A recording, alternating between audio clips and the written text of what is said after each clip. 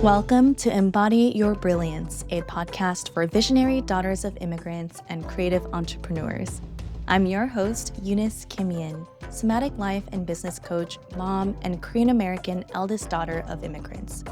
Each week, you'll hear stories, insights, and conversations to help you embody your unique brilliance beyond survival mode, so that you can design a life you actually want and grow a peaceful, profitable business you're proud of that supports you. Hi, everyone. Welcome back to Embody Your Brilliance. I'm your host, Eunice Kimian, and I'm so excited to share an episode with you that I recorded with Mariela De La Mora on her podcast, Cycle Breakers and Moneymakers. And I love this episode because we go in deep. I share about how the Korean collectivist culture that I grew up in has shaped my identity and even my instincts and my ability to problem solve very quickly, and how my survival strategies have brought me this far. And also, there was a point where it started backfiring. And so I get into the nuances of that and how emotional repression just got lived on and passed on through my maternal lineage, and how that was so tied to safety in my family, and how I'm learning to unlearn repressing my emotions and allowing myself to use that and reclaim that as a superpower, and how I'm reclaiming my sensitivity, my softness, and coming home to myself, and how that actually has catapulted my business forward. And I'm really excited because I feel like collectively, a lot of us are challenging what business even looks like in this day and age. What does power even look like and feel like? And how can we reclaim the parts of us that wanted to come up this whole time, but we just needed more safety in order to do so? And so in this episode, I also talk about how what it means to actually regulate your nervous system enough to hold your big vision, and truly why I believe that business strategy and strategy in general are never enough for daughters of immigrants who are highly, highly capable, who are brilliant, who have so much gold to share with the world. And more strategy is not going to be the missing piece.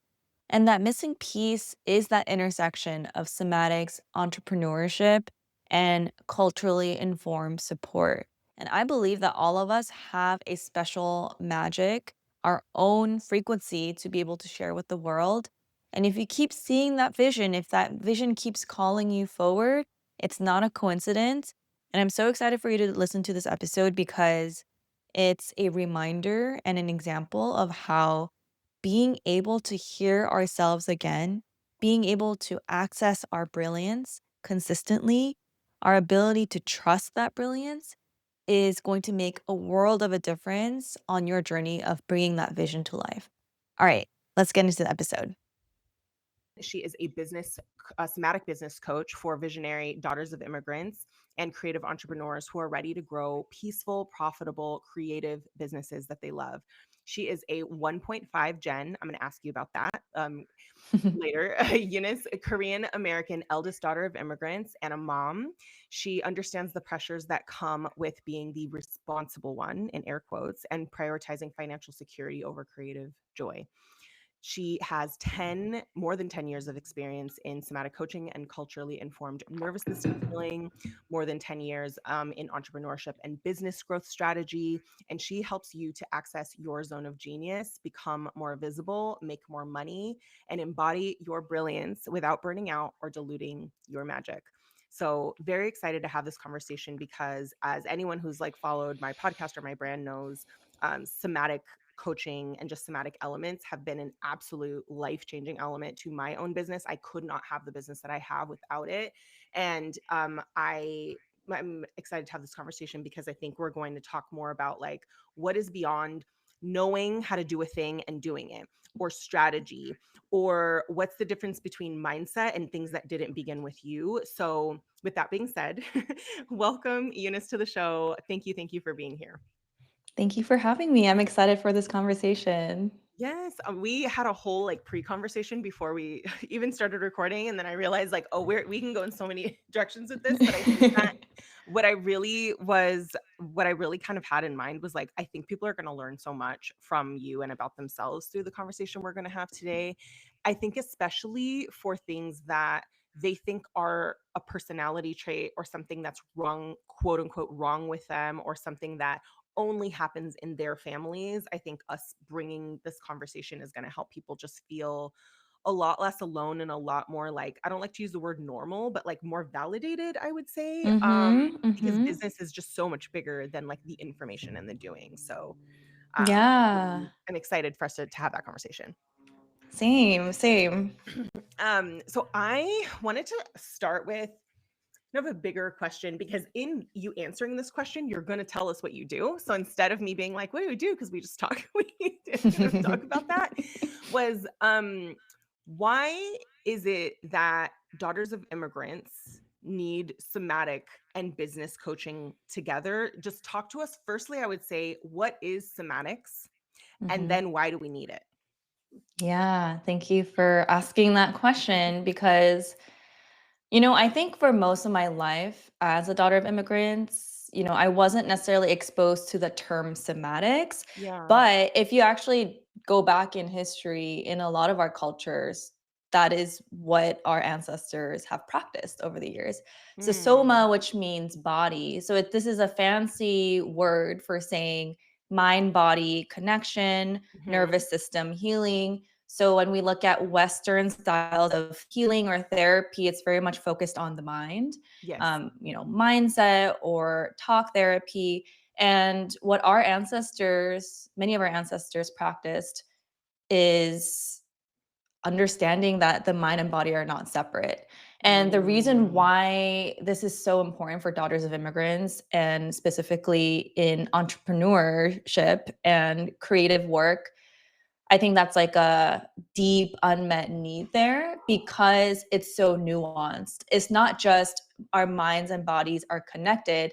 It's that because of generational trauma, because of what our parents, grandparents, great grandparents went through, because of our own immigration story and, whether it's assimilation or what unique story that you have is Mhm. stored in our bodies, right? And Mm. that's the thesis Stored in our that bodies. there are things beyond our cognitive awareness that are being held in our bodies. And so even if we are really smart and really Yeah. skilled Mm. and you know exactly what to do and you're extremely hardworking, you're very capable, you carried your family on your back, like Yep. you can do so much. And yet our bodies are holding so much, and until we help our body feel open and safe enough to like process some of that and also have that be part of the process and conversation when growing your business, Yeah.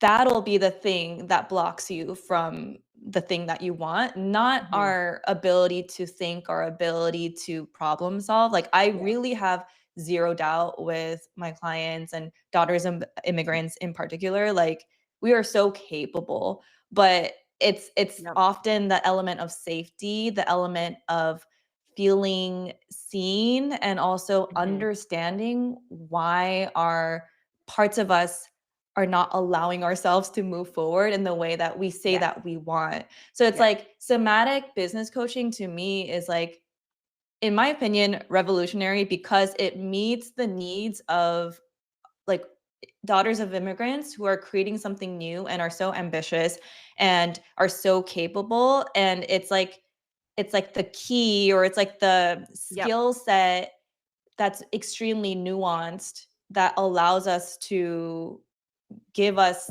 like exactly what we need in order to move forward, Yep. And so it's been really incredible for me and my journey as well of like integrating all these different tools and lived experiences and work experiences to like bring it together into this even like title and this practice because I didn't Yeah. through my healing journey and my entrepreneurship journey, I didn't have a somatic business coach, but Yeah. I have had somatic support, somatic coaches, mentors, therapists. I've Mhm. had business coaches.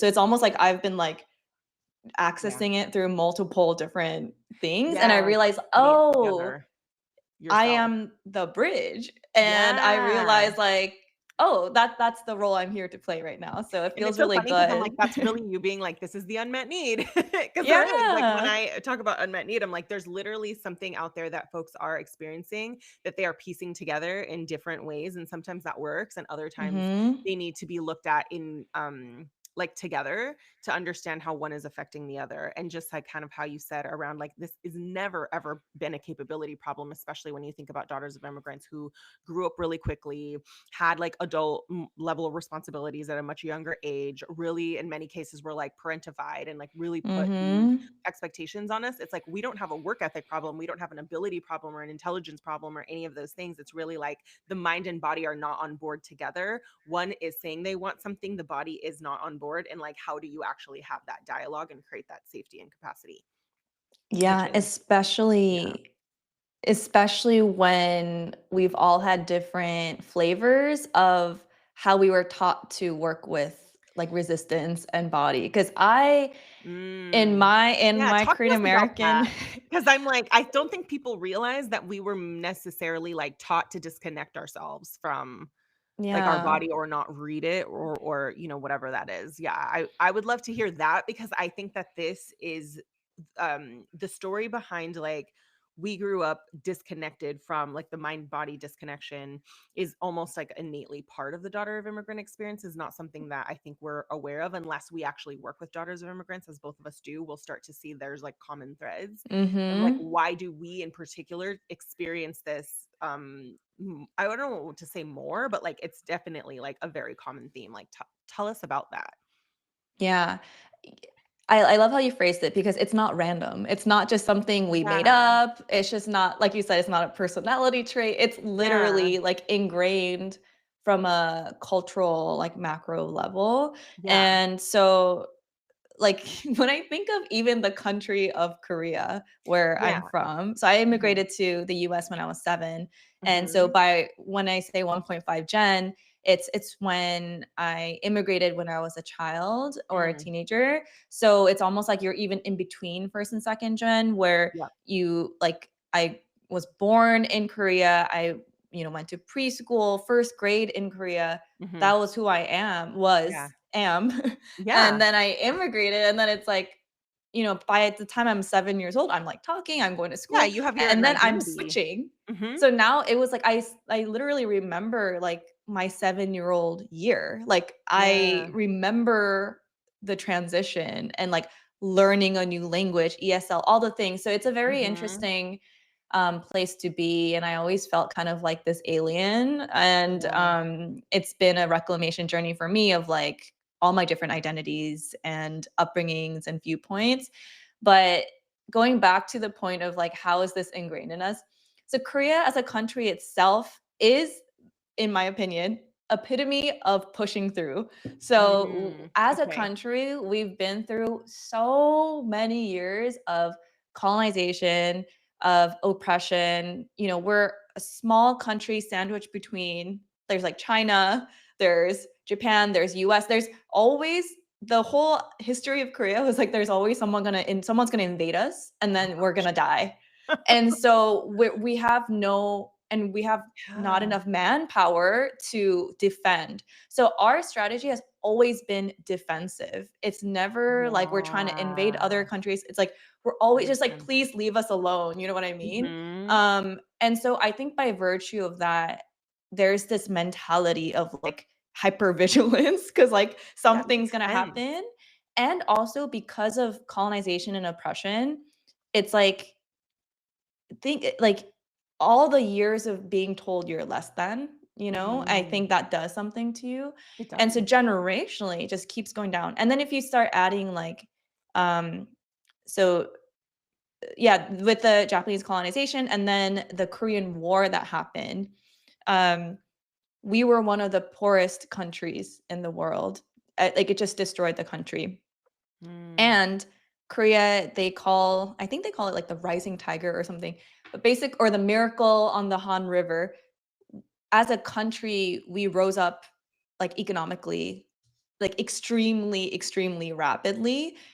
It was not random, but Mhm. part of it was this collective mentality. It was literally like, um, as a country, we need to focus and mobilize on education. We need to do this. We need to do that. Everyone has to do this, and then we'll make it there. So as a country, like if you Oh, think this about it, a lot is it making is sense now a of like very yeah. intense and very collectivist Yeah. culture, but then Yeah. they got rewarded for it because now they have money, they have success, K-pop. So it's like it's a country Mm, that was rewarded for being in survival mode yeah. and And almost like got calling every citizen, every person into this like fight yes. to elevate itself. I'm now seeing when you we'll talk about collectivist culture because I've never heard it until you said it around how it's like no you are and there's beauty behind like collectivity and like everyone is working together, but I'm seeing now how it's like in order for us to survive every single person needs to get on board so that we can pull ourselves out of this thing, which then translates to you're not your own person, you are a representation of the collective and you don't get to just be your own person. Yeah, and be Yeah. mindful of how you come across to the rest of the Yeah, society you're because that is representing the entire country, family, everything. well, that is maintaining social harmony is more important than how Oh, you feel about ooh, anything. So that makes in sense. Korean, there's a concept called nunchi and Nunchi. And I love this word because it's such a funny word. It means it's like the subtle, often invisible ability to read a room and Ooh. to sense what's unspoken, to track others' feelings, and to Wow. adjust your behavior to preserve harmony.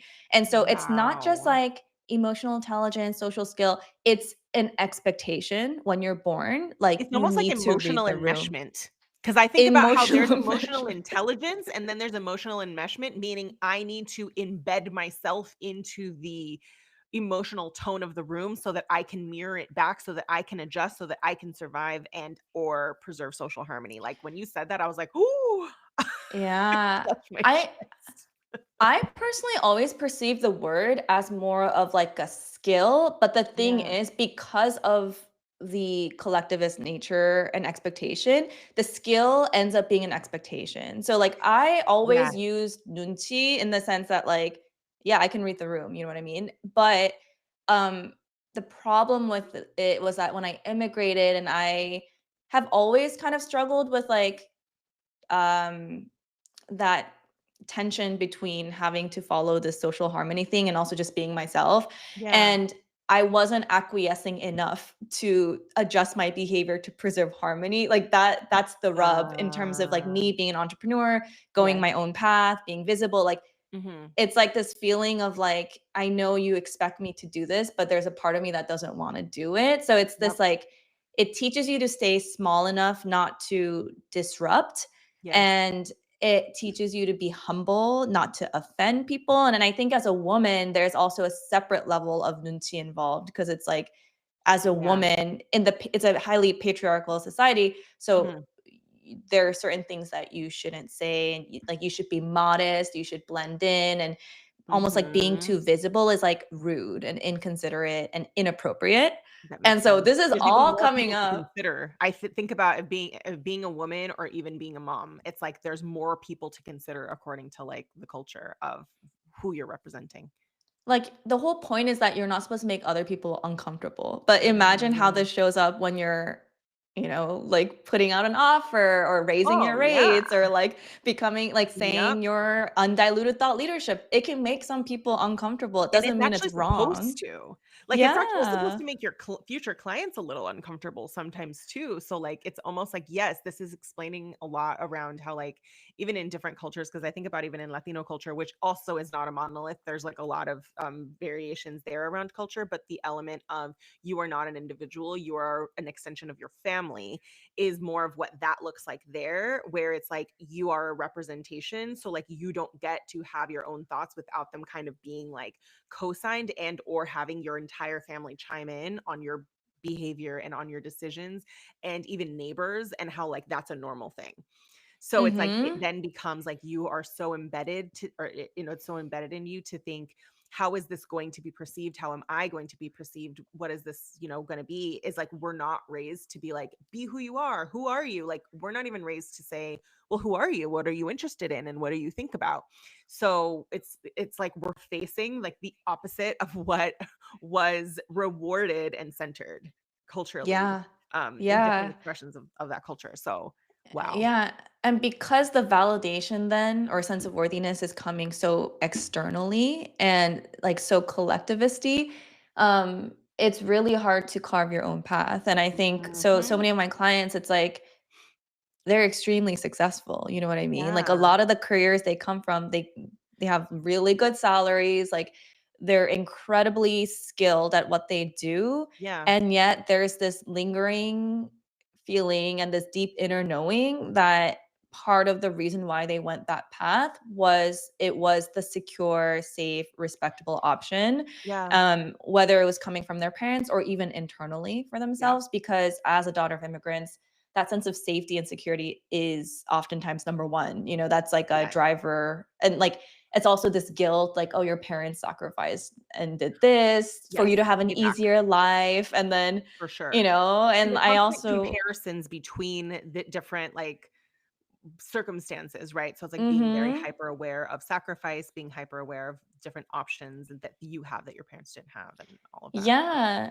yep. And oftentimes it's like it's very different for everyone, but some parents are actually supportive of the Yeah. daughter of immigrants, but then supportive in the sense that like I just want you to have an easier life. Like that's why I work so hard. Why would you go do a Yeah. hard thing like entrepreneurship when you You're have oh, that's such a something good point. secure and that Mhm. gives you a paycheck every 2 weeks? Like why would you do that?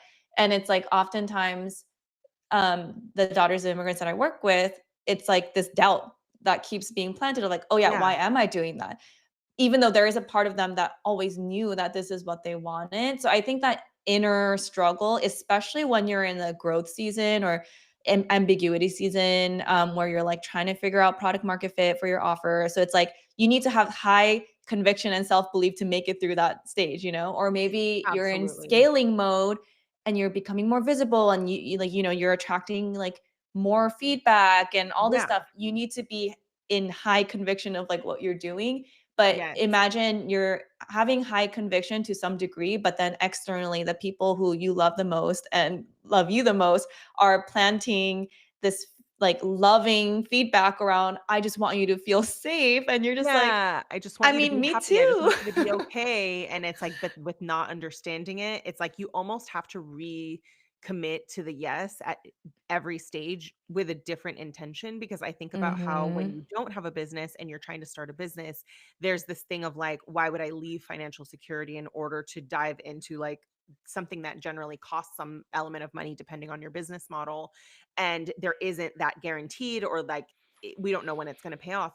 But then even once you're making money, what happens is there's like higher risk, higher reward. So then you have to say yes to either like higher expenditures, higher likelihood that you're going to be criticized or rejected, higher like Mhm. chargebacks, higher all of the things. And it's like, oh wait, like do I want to keep saying yes? Like why would I do that? And so like it makes sense that it isn't just like there, it's almost like you're having to recommit to something that doesn't make sense or that you haven't seen modeled Yeah. before. So I was curious with this one, like what are some of the themes that you see in your clients in Mhm. somatic business coaching where the answer wasn't just like a logical one? Like what are some of the patterns that you see in your daughter of immigrant clients?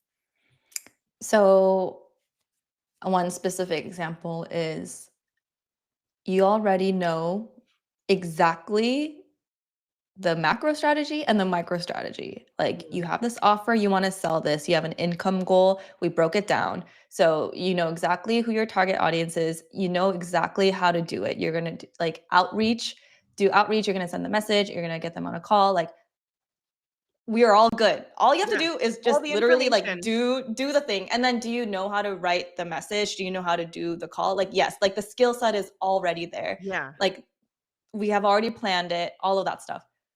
but literally it doesn't happen, or it happens and like our body's like, oh no, no, we can't, this is wrong. Or like, or we almost like show up in Mm, a way where it's like, that's not who I am. But it's because like it's all comes down to our nervous system and our body feeling like, oh my God, this is like really unsafe for me right now to put that myself out there. What if I put this offer, make this like outreach, and then they're like, who does she think she is? Or like, why is she being salesy? Or like they might say no, they might think I'm stupid. So all these things are happening. It's yeah, not it's like because you can't do the outreach, it's because yeah, all of these thoughts and feelings are happening and your body's like yeah. pulling the brake, being like, like this is You know not what good for it us. makes me think about is, like, imaginary risk assessment. It's like you have the Mhm. information and then you, like, have, like, this, like, list that falls in front of you that it's like, "What about this? What about this? Wait, but you can't say that, but if you say this," and it's like you actually can't even answer the question fast enough because it isn't about the question, it's about, "I'm scared." Like, a Yeah. part of me is scared, and Yeah. sometimes it's like I've had to say this to myself or sometimes even with my clients when they're like, this and that and this and that. And I'm like, whoa, like we're like coaching on these things, but like it sounds like it's not about any of these things. And if you were to be like, I'm just scared. And it's like, well, what are you scared of? So I'm, Yeah. I'm curious about that because like I think that it sounds very logical for us to want to like anticipate danger and then prevent the danger from happening. But it's like, how do you know that it's actually like a smart thing to be like, "Oh, this risk might happen, like, should we actually make this change?" Versus, like, it actually isn't even about that, you're just a part of you is scared. Mhm. Yeah, it's this is a very, very important skill, if not one of the most important, I think, because entrepreneurship is a daily series of risks, so it never goes away. Yeah, This oh, this I it know. doesn't go away. Yeah. Problems don't go away. You're always problem solving, and then you're always taking risks. You never know what's on the Yeah, other side. You can do a true. lot of analytics. You have data. Yes, you can make a bet, but it's a bet. And it's not to say that you don't do that in corporate, but it just doesn't, the stakes aren't as high because, there's a team and like if Yeah, you are the company, so if you as a CEO made a choice, like that's yeah, on you. And so I yeah, think this is not, that's why I think somatic business coaching and all the skills that we develop, lifelong skills, like it is something that you take with you throughout your entire entrepreneurial journey yeah, and life because it impacts your life yeah, because it never goes away. yeah, So, in terms of, I think it's all about like building, do you know how to build internal safety in your body? yeah, Right? And because it is a very in and of itself is a very nuanced, tender topic because everyone has a very different definition and relationship with what safety feels like, mhm. if anything, to even identify what that feels like in the body. Yeah. Um, What does but it like one look of the like? I'm curious for yeah. people have not experienced somatic or somatic Mhm. business coaching. I think depending on who's listening to the podcast, they may or may not have been coached Mhm. by someone or Mhm. understand it to some degree. And typically, like you had mentioned earlier in the episode, there's an emphasis on thoughts and beliefs Mhm. and things like that. And it's like, oh, well, what's the thought behind it? And I think that those of us who came from like where we know we have internalized trauma and or conditioning don't, not that we don't just use that, but I feel like I've always like not centered it in my coaching because I know that it isn't always just about a thought that you're having. What does it actually look like when you're coaching someone and you realize, like, or you as a coach recognize that this is about safety? It's not about answers or ability or any of the other things. Of like, what are some of the things that actually happen in coaching that it is the somatic element versus the strategy element, answers element, mindset element? Mhm. So, almost every one of my clients, when we get started, like the first thing we do typically is use the modality of parts work, Mhm. in order for us to understand. Like you're telling me one thing, like you're scared of this, you're worried about that, you want to do this. So there's a part of you that wants to make a certain amount of money or you want to Yeah. do this pivot. Like you're so even in the intake form, like you're telling me you want to do this. And then Yes. you're also telling me that you feel a certain way and you don't I don't know about this. So that to me already indicates there are multiple There's parts multiple parts. Yeah, they're not on board. Yeah. that are Or they're not like on the same not page. on the same page. Mhm. I love when healing happens in a very creative way because sometimes somatics, and I think we talked about this before, how there's so much emphasis on trauma and Yeah. somatic healing is so present in trauma spaces because Yeah. it can be life changing to heal trauma Mhm. through somatics because it is part of the power of somatic healing.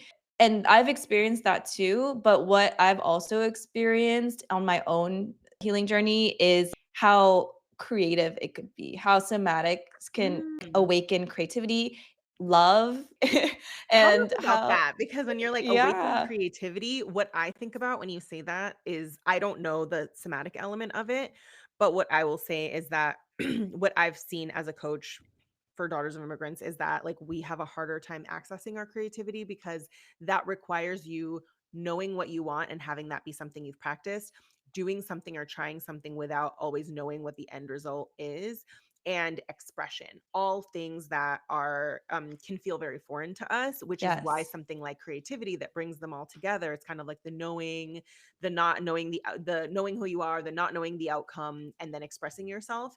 Tell me about that around like how does somatics like unlock creativity and just what you've seen. Yeah. And the reason why I do it in this way is actually like super intentional because the work that my clients and I do are so creative, Yeah, even within entrepreneurship, like creative entrepreneurship. And I believe like entrepreneurship is a very creative act where you're creating it something out of is. nothing. And Yeah, as daughters of immigrants, I think that's also a very that's such a uh, good point. creative life that we were born into and Mm, skill set that we're invited and kind of pushed to develop is like how do you create a new path forward. And so makes sense. innately I believe, and also all humans I believe are creative, but Yeah. there When are you look at kids, many. kids are the most creative, like, Yeah. they're completely unburdened by what anybody is doing or any rules or anything, and they all know how to create. So it's like we were Yes, born knowing how to create, then we learn exactly. systems and structures and rules and what people praise and what they criticize, and then all of a sudden you're like, "Wait, I have a business," and then you're just like, "Well, what's the right way to do it? How are other people doing it?" And it could be useful to an extent, but then I think after that, you're like, "I can't create, I have to figure out what's the right way to do it, and then I need to do it that way." And we forget, like, even what you said about business is a creative act, I don't even think I hear that often, but it Yeah. absolutely is. Like, we get to create and design anything we want. Because oftentimes, even if our parents were some sort of business owners or entrepreneurs, it wasn't a creative act, as in, No, like, they for sold most daughters of stuff immigrants, it's a all lot of the time, or survival.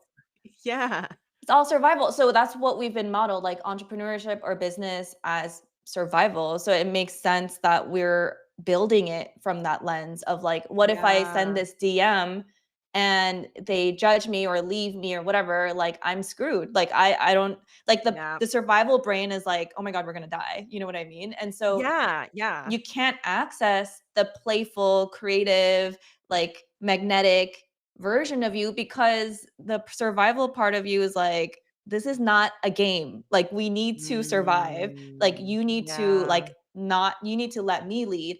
And so going back to yeah, like parts work, I've experienced it in many different ways and learned from it in like more trauma resolution settings and whatever. But the way I like to do it with people is because a lot of my clients, also in addition to wanting to grow this business successfully, is that they want to express themselves more creatively mm, and feel more that makes integrated and all sense. of that.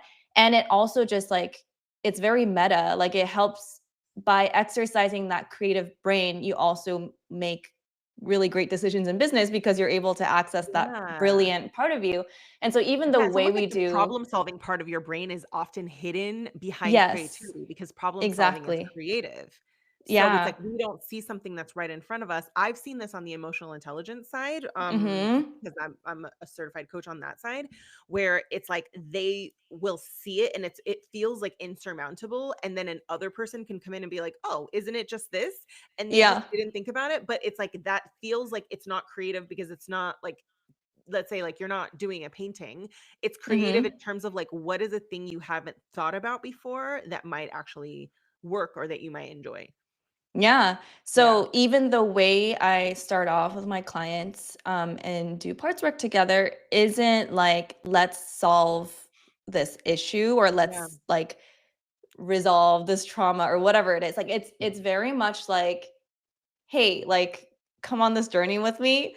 It might be a little weird, but let's just come on a walk with me, you know? And then Yeah. I start asking them questions. Like I have this process, and it's very much like, oh, why are you asking me that? Like, like Yeah. very much like we're personifying it, and I'm asking them very like Like in some ways like, personifying the different parts almost so that they can yeah, recognize that it isn't just their logical brain, there's different parts that are showing up, yes, but I'm which kind of doing totally it in, like, a silly way where I feel like I'm okay. being a mom to Teo too, like, brings out more of my playful side, Yeah. but I think, like, the common denominator with, that session, the initial session is, like, yeah, there's a lot of, like, laughing that happens, there's a lot of, like, "Oh my god," like, "That's so funny," or, like but then we also uncover these, like, deep childhood moments where we're like, "Oh, that's why, like, this part exists," and we understand, like, because we tend to focus logically, like, if you want something and then there's a part of you that's resisting, logically, we think that we need this person who's resisting to face this way and get on board. Like, that's like the Like first force them. initial, like, intuitive thing that we would wanna do is like, this person needs to convince this person Yes. to go the same direction. It is what it is. And oftentimes we try to force that. And maybe Mm. through parts work, it's like, oh, let's be nice and help them convince. But I like usually there are multiple parts involved, and they're usually the ones that we don't really respect as much within us, like the version of us that's scared, the version of us that's like Mm. always talking about what she's worried about, like usually they're the ones that we need to figure out like how to love and how to Totally. empower and how to validate and how to give them a role in our business so that they don't feel like everyone's always ignoring her. It's like, Yeah, like how can shoving you you like into a corner, like, "I'm always like, you're always causing problems, like, you need to just get on yeah. board," and instead, it's like they feel like they've been passed over, ignored, people are annoyed Yeah. with them, people are angry with them, people want them to be quiet every time they talk. Yeah, and so Yeah. typically it ends up being like, how can we like, can we like, do you love this version of you? And like, why, like, do you kind of see why she is saying that, you know? And Yeah, like, do you like, why see it also resonates. how empathetic she is or like how like all her superpowers? And it's like, I always think of it like a basketball team. Like this is your Yeah. team. These are all parts of Yeah. you. The team operates as a unit and you either score together or you don't. You know what I mean? And so Yeah, you can't like only view these like MVP star traditional people as the only like everyone needs to work as a unit. And so yeah, part of it is like making sure the people, parts of you that feel neglected are feeling empowered and seen and mentored and all the things. But also the version of you, your higher self, like the one that's like leading the charge of like, I want to make 200K, like I want to do whatever. Like yep, whatever that looks like, that person also needs to take on more of a leadership role of like, you yeah, can't, you, we need to rally the team. You know what I mean? Like, you need to yeah, make sure all parts of you are feeling safe.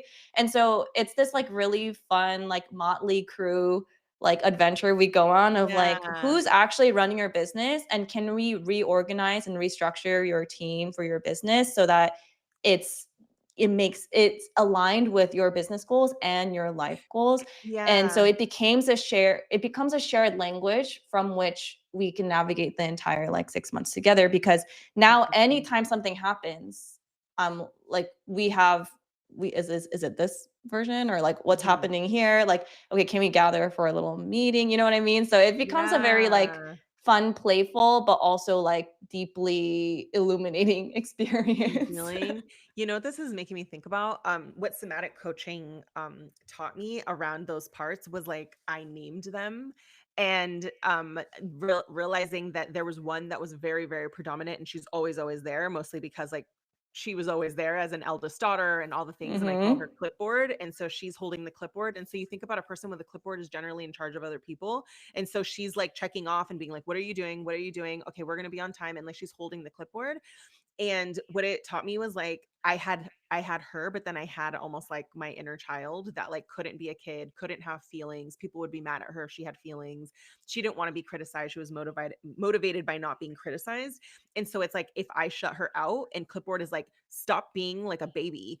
We need to do this because we need to make money," then that doesn't actually help her versus, like, me sitting down and saying, like, "You you were criticized a lot and I'm so sorry, and like, and nobody ever told you you did a good job, and so yeah, it makes sense that you're trying to put out a post or you're trying to do this thing and you're just thinking, but someone might say this thing about me," and that Yeah. doesn't actually help because you're just shutting them out versus like validating their experience, and that ultimately Mhm. they all have your back. They all are just trying to have your Yeah. back. They're just not agreeing on how to have your back. Well, they have different lived experiences, basically forming their opinions on what is That most makes sense. important in order for us to get to where we wanna go, Mm, and we were talking about this before recording too, of, like, I'm not making this up. Like, so even on my own yeah. visibility journey of, like, why do I feel that even if I have very high conviction in myself and my work and all of that, and I have very clear goals, and I know exactly what I need to do, and Mhm. still there's a part of me that's like, if I put myself out there, undiluted on a Yep. bigger stage, something bad's gonna happen to me. And I was like, no, you're just being paranoid, or like, oh no, that's like classic visibility thing that happens.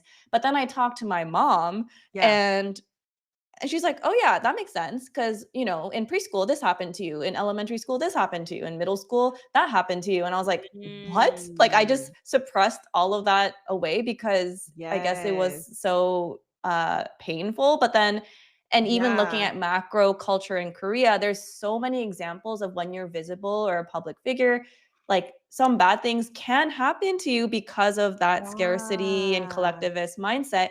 So, like, that part of you that's saying, if we make a post, something bad might happen, or they might leave me or criticize me.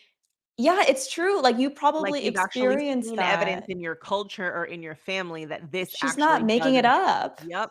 That when you told me, like, when kind of told me, like, okay, in Korean culture, like, this is what happens, when people are successful, really, really good at something, that, there's just certain experiences that they have around, like, the culture, not necessarily, like, wanting you to each individual person to stand out too much or be too good at something. It really does make sense to be like, "No, I'm not just making this up, like, this does actually happen, or I've seen it Yeah. happen to people."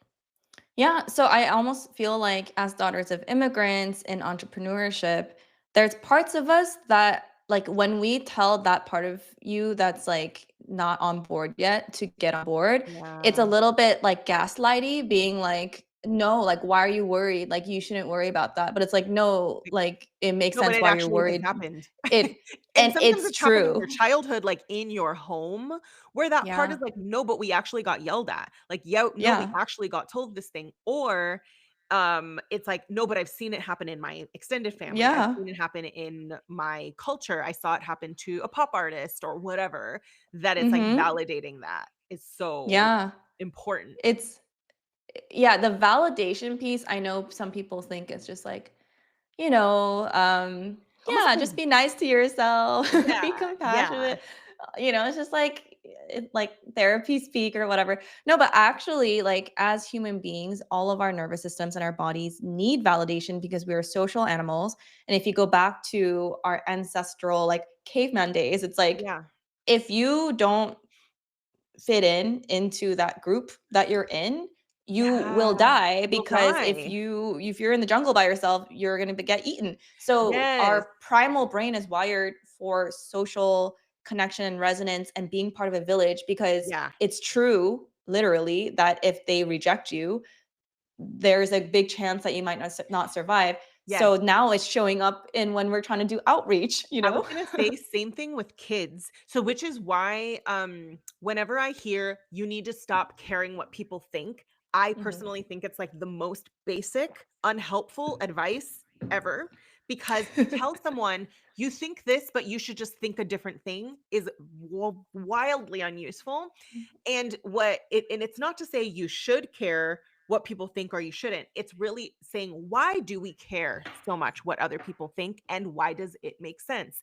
And with that Mhm. understanding, operating from there, because when you said like, yes, in our, ancestral cultures, caveman cultures, like we needed each other, and also children to survive need to Mm. bond to a caregiver. And Yeah. whenever you feel or they perceive that they're being rejected, they will mold themselves to whatever the caretaker rewards or pays attention to not die, literally, or Mm. just to be seen, because that in itself is super, super harmful to a child. So it's like, yeah, we do care what other people think. It is Yeah. part of what keeps us alive. And It's knowing what that in got business is yeah, important. exactly. And not Like, to and when world we everything still, but it's like if you understand that we do and it makes sense and work from that understanding versus you shouldn't, you are gonna it's gonna feel so shitty to be like, I don't understand. Like, I just need to stop caring what people think. And then that doesn't actually help you be like, oh, this makes sense. I'm so yeah. proud of myself for doing this thing. It makes sense Mhm. that I'm scared is such a different energy. And you can sometimes, like, push through like, override the part of you For that's sure. scared. Like, there Mhm. especially, like, the eldest daughters of Oh, immigrants, we're yeah. just like, "We gotta get shit done." Like, "Okay, let's bulldoze our way through," and I've definitely Yep. done that in the past and got rewarded for it. So it's like, Yeah. you but then you burn out, There's or always but the but then. then Yeah.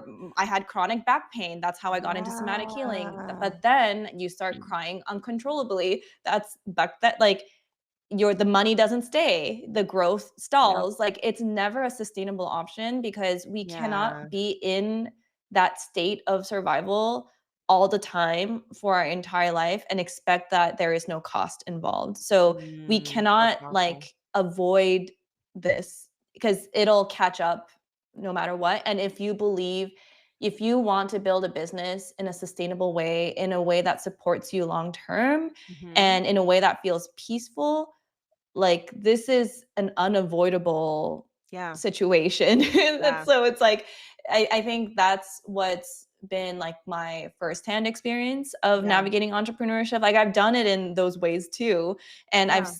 I've seen failures as well as quick successes, but it Yeah. was never sustainable, and I've experienced multiple rounds of burnout, um, when I realized that I was overriding instead of Yes. listening and allowing the parts of me to arrive at a place of readiness Yep. versus like being mean to them, or Yeah. almost like a lot of people also have other um, expressions of this survival mode of either like numbing themselves or Yep. feeling like stuck or avoiding or Yep. people pleasing, all the things. So no matter Mhm. what flavor of survival mode you're Yeah. in business, like it's never a long-term solution if Yeah. we try to like force our way through with our mind. So I think that's where the Yes. somatic business coaching really comes to play because all of the Yep. clients that I work with, they don't just want to make quick money. Like they want to create a legacy. They want to create a deeply supportive and nourishing business that Yeah. aligns with their life goals.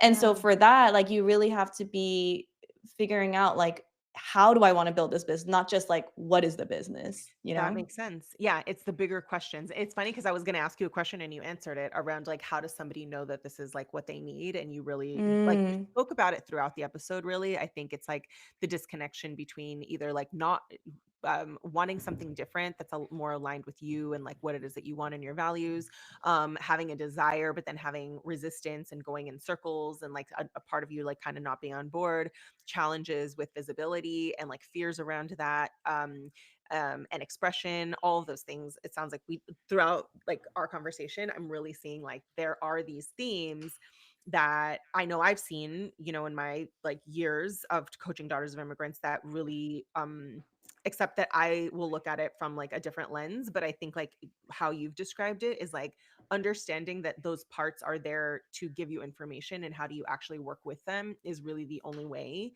and that it's an inevitability really at some point if you've had these experiences to get develop the skill set of how to bring those parts on board so that you can create the things that you want to create without Mhm. shutting those parts out, even if Yeah. that is actually what we have done for years and years and years. Yeah, and I think sometimes it happens in, like, big life transitions too. So I know for me, when I became pregnant, that was, like, the turning point where I was like, "I literally Yes. cannot do this again. I don't want to go through this sprint Yeah. burnout cycle. I cannot." Because for me, the most important thing is to be a present mom, Yep. cycle breaking mom to my son, and I'm just like, Mhm. literally nothing is more important to me than this, not this business either, even though I Yeah. I love my business, and so it's a non-negotiable. So it really forced me to get clear on how I wanted to build this business because I Yeah. didn't want to do it again in that way. And so a lot of my clients too, it's like they have some sort of experience typically in their life, Yep. whether they burnt out, they have chronic stress, health